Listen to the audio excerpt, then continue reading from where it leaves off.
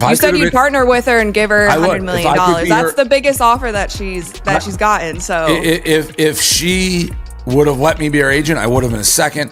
And if she's like, I'll start a new league with you, I would get her whatever you want. Welcome back to Basketball Strike. Welcome back to Basketball Strike.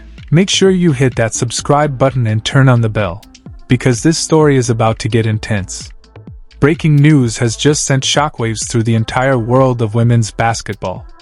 Caitlin Clark, the face of the WNBA, has reportedly received an offer so massive it's shaking the league to its very core. Dave Portnoy, backed by a powerful group of billionaire investors, has officially placed a $100 million offer on the table if Caitlin Clark decides to walk away from the WNBA altogether. This isn't a rumor or a social media stunt. It's a legitimate, record-breaking business proposal that could change the future of women's basketball forever. It's bold, it's disruptive, and it revolves entirely around one woman, Caitlin Clark. Portnoy made his intentions crystal clear when he said, "If Caitlin started her own league, I'd give her $100 million. And I've got as many billionaire partners as it would take to make that happen." Portnoy, like millions of fans who actually see what's happening behind the scenes, understands the truth that the WNBA refuses to acknowledge. The league only has a pulse because of Caitlin Clark. Period. Without her presence, the ratings collapse, the ticket sales disappear, and the cameras stop showing up. Yet instead of protecting and uplifting their biggest star, WNBA Commissioner Cathy Engelbert has spent the season doing the opposite, undermining Clark, dismissing her accomplishments, ignoring the blatant mistreatment she's faced on and off the court, and letting jealousy fester unchecked. That's why Portnoy's move isn't just about the money, it's a statement. It's a declaration of war. He's saying exactly what fans have been shouting all season long. Caitlin, you don't need them. Build your own empire. Many fans have already been saying that Clark should just walk away from the WNBA and let the league deal with the fallout. After all, if Caitlin Clark ever decided to take her ball, go home, and start her own league, the WNBA would collapse overnight. Imagine it. Clark could easily line up billionaire investors, offer players better pay, and take the spotlight with her. Of course she could. But for some reason, the WNBA seems determined to alienate her instead. It's as if they want her to struggle, as if they want her to pay the price for her popularity.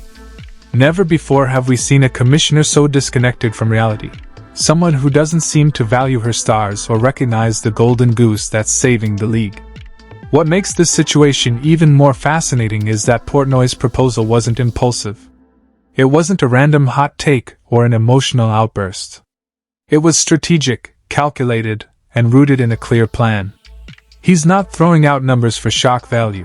He's laying out a real blueprint for Caitlin Clark to create her own basketball league. The math has been done, the investors are ready, and the scariest part for Engelbert is that it all makes sense. You can hear it in Portnoy's tone. This wasn't a rant, it was a business pitch. And after hearing him, it's hard not to wonder whether Caitlin herself is already considering the idea. If Clark accepts this deal, it wouldn't just mark the end of her WNBA career. It could signal the beginning of the end for Cathy Engelbert's leadership. And if you know Dave Portnoy, you know he's not one to bluff. He's built an empire on controversy, risk, and follow-through. He's loud, he's divisive, but when he makes a promise in front of millions, he delivers. That's why this isn't just a publicity stunt, it's a real threat to the WNBA's future. Portnoy has a proven history of turning outrageous ideas into billion-dollar realities. And now he's channeling that same energy directly at a league already crumbling under its own mismanagement. For the first time ever, the WNBA faces a challenger with the money, influence, and fan loyalty to actually compete with them. Portnoy doubled down, making his stance crystal clear. If Caitlin really said, "I'm out of here. I'm starting my own league," he said, "people would line up, myself included, and she'd put the WNBA out of business. She's that powerful." And he's not exaggerating. Portnoy isn't just making offers. He's campaigning for Clark to take them. He's daring her to take the leap and free herself from a league that has failed to fully support her. His words carried conviction. This wasn't a marketing gimmick, it was a direct challenge. He understands that the WNBA's foundation is shaky, and it would only take one superstar to walk away to make the entire thing collapse. Caitlin Clark is that superstar. Portnoy emphasized the financial side too. "Money talks," he said. "If you line up the funding and get the top players, and say, you can make $1 million here, or 5 with our league, it's going to work." He's not wrong. Even during Caitlin's celebrity golf appearance earlier this year, an event that wasn't even scheduled to air, fans flooded networks with messages begging to see it. The demand was so overwhelming that it ended up being televised. That's the level of star power Caitlin commands. She could hit someone with a golf ball and still trend worldwide. She doesn't even need to be great at everything. Her presence alone sells. As Portnoy put it, she'd be top 3 in the world in marketability. Male or female, doesn't matter. That's how powerful she is. But before we dissect every line of Portnoy's plan, it's important to understand how things reached this breaking point. This deal didn't appear out of nowhere. It's the direct result of the WNBA's repeated failure to respect and protect the very player responsible for saving their season. Cathy Engelbert's leadership has been tone deaf from the start, and her latest blunder might have finally pushed things too far. Just days ago, Minnesota Lynx star Napheesa Collier dropped a bombshell in her exit interview, revealing a private conversation with Engelbert that should have never seen the light of day. Once it leaked, it exposed everything wrong with the WNBA's leadership.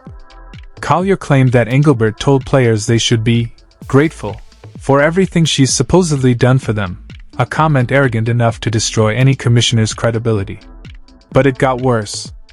Collier recounted that when she asked Engelbert how she planned to fix the officiating issues plaguing the league, the commissioner replied, "Only the losers complain about the refs." And when asked about how she intended to address the pay disparity between revenue-driving stars like Caitlin, Angel Reese, and Paige Buchers, Engelbert allegedly said, "Caitlin should be grateful she made $16 million off the court, because without the WNBA, she wouldn't make anything." In that same conversation, Engelbert reportedly told Collier that players should be on their knees thanking their lucky stars for the media rights deals she negotiated. Collier added that Engelbert even suggested that Caitlin Clark owed her fame and brand deals to the league itself, insisting that every sponsorship dollar Clark earned was only possible because of the WNBA platform. Imagine that. The commissioner of a struggling league taking credit for the global rise of the athlete who single-handedly revitalized women's basketball. That kind of delusion isn't just disrespectful, it's insulting. It insults the fans who buy tickets, the sponsors who invest millions, and most of all, the athlete whose talent and charisma saved the league from irrelevance. Caitlin Clark didn't become a global phenomenon because of the WNBA. The WNBA became relevant because of Caitlin Clark. The backlash to Engelbert's remarks was immediate and fierce. Social media erupted, fans demanded her resignation, and even players began speaking out against the toxic mindset coming from the league's highest office. As one player put it, "That's the mentality driving our league from the top. We go to battle every day to protect a shield that doesn't value us. The league thinks it succeeds despite its players, not because of them. We've got the best players in the world, the best fans in the world, but the worst leadership in the world." And then came the twist that sent the entire story into overdrive. While fans were still processing Engelbert's arrogant remarks, sports analysts began asking a simple but dangerous question: was there any truth in what she said? That curiosity quickly turned into a full-blown investigation. Experts began digging through ratings charts, sponsorship numbers, ticket sales data, and revenue reports. What they uncovered completely destroyed Engelbert's credibility. The numbers didn't validate her claims. They proved just how completely wrong she was.